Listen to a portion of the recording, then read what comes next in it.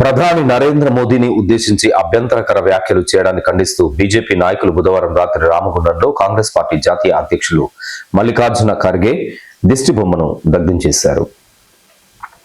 సందర్భంగా నియోజకవర్గ BJP incharge కందుల సంధ్యారాణి మాట్లాడుతూ ప్రధానమంత్రిని ఉద్దేశించి టెర్రరిస్ట్ అనే వ్యాఖ్యలు చేయడం అత్యంత అభ్యంతరకరమని, ఇవి ఖర్గే అజ్ఞానానికి, దిగజారుడు రాజకీయాలకు నిదర్శనమని విమర్శించారు. వయసు పెరిగే కొద్దీ విజ్ఞత పెరగాలి కానీ ఖర్గే మాటల్లో వివేకం లోపించిందని, 140 కోట్ల మంది ప్రజల ఆశీర్వాదంతో వరుసగా 3వసారి పీఠాన్ని అధిరోహించిన ప్రధానిని అవమానించడం అంటే ప్రజా తీర్పును అపహాస్యం చేయడమేనని ఆగ్రహం వ్యక్తం చేశారు. అభివృద్ధి అజెండాపై పోటీ పడలేక ఆర్టికల్ 370 రద్దు, రామమందిర నిర్మాణం, G20 సదస్సు, చంద్రయాన్ వంటి చారిత్రక ఘనతలను జీర్ణించుకోలేని కాంగ్రెస్ నిరాశ నిస్పృహలతో ఇలాంటి వ్యక్తిగత దూషణలకు దిగజారిందని విమర్శించారు. ఎమర్జెన్సీతో ప్రజాస్వామ్యాన్ని కూని చేసిన పార్టీకి ఇతరుల గురించి మాట్లాడే నైతిక హక్కు లేదని దుయ్యబట్టారు. మల్లికార్జున ఖర్గే బేషరతుగా దేశ ప్రజలకు, భారతమాతకు బహిరంగ క్షమాపణ చెప్పాలని, లేని ఎడల 2029 ఎన్నికల్లో ప్రజలు కాంగ్రెస్ పార్టీకి తగిన గుణపాఠం చెప్తారని హెచ్చరించారు.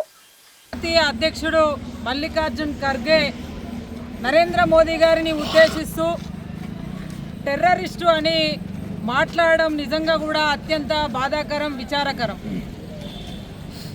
అరే మల్లికార్జున్ ఖర్గే, నరేంద్ర మోదీ గారి గురించి మాట్లాడే ముందు కాంగ్రెస్ పార్టీ, నువ్వు, నీ నాయకుడు రాహుల్ గాంధీ టెర్రరిస్టులకు ఆశ్రయం ఇచ్చే మీరు ఇవాళ నరేంద్ర మోదీ గారి గురించి మాట్లాడడం అంటే నిజంగా కూడా అత్యంత హాస్యాస్పదం.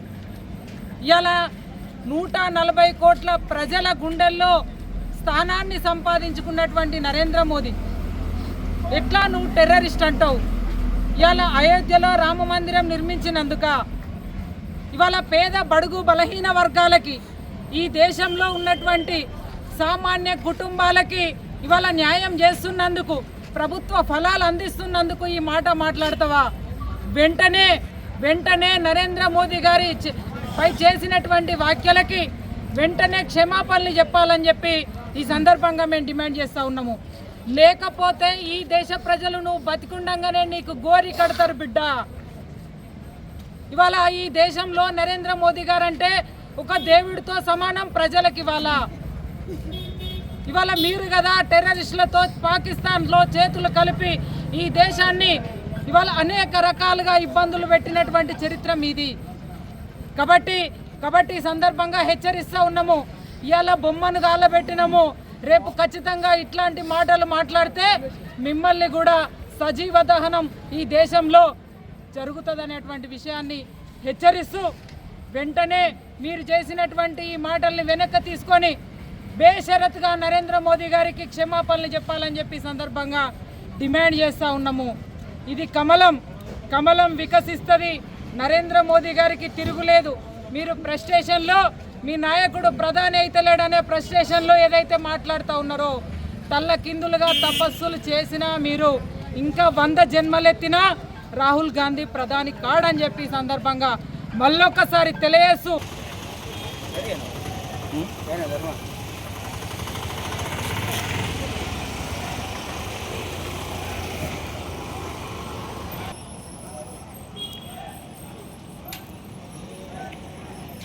ఆ లోపల అంటుకుంటుంది. పోలీసులు కూడా వచ్చారు.